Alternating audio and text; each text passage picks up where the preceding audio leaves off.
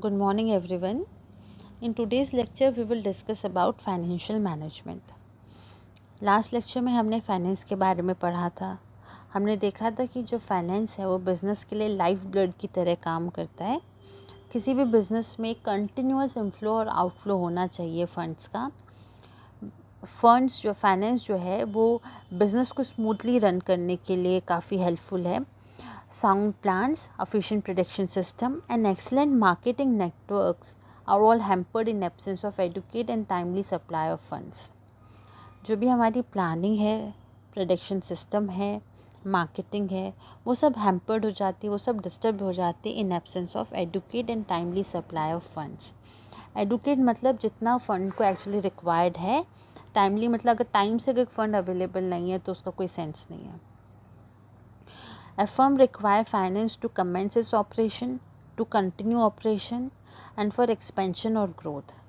किसी भी बिज़नेस को स्टार्ट करने के लिए, उसका ऑपरेशन के लिए, उसकी फर्दर एक्सपेंशन और ग्रोथ के लिए फाइनेंस की रिक्वायरमेंट रहती है.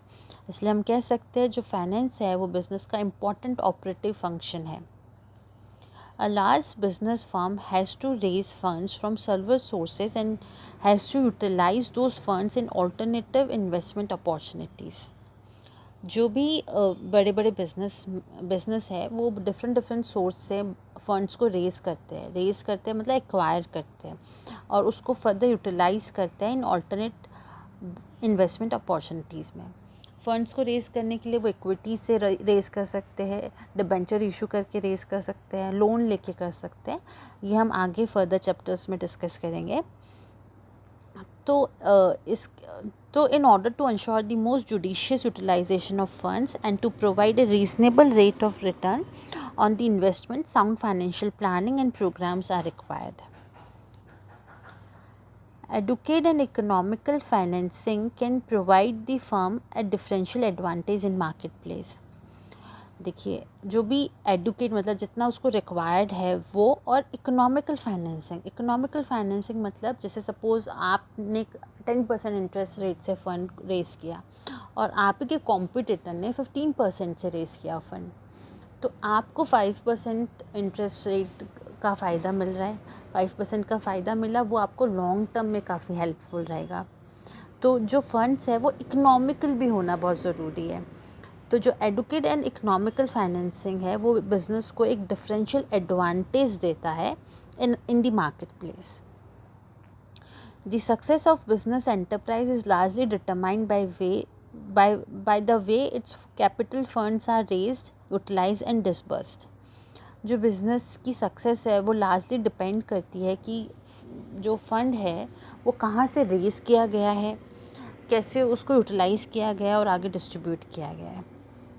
In the modern money using economy, the importance of finance has increased further due to increasing scale of operation and capital intensive techniques of production and distribution. अब हम देखते हैं फाइनेंशियल मैनेजमेंट. ये जो word है financial management, ये दो words का मिलके बना हुआ है, फाइनेंशियल एंड मैनेजमेंट. फाइनेंशियल का मतलब क्या होता है? Financial means procuring sources of money supply and allocation of these resources on the basis of forecasting monetary requirement of the business, whereas management refers to planning, organization, coordination and control of human activities and physical resources for achieving the objective of an enterprise. Thus, by this we can conclude that financial management is that part of business management which is concerned with planning and controlling of firm's financial resources, that is management of finance function.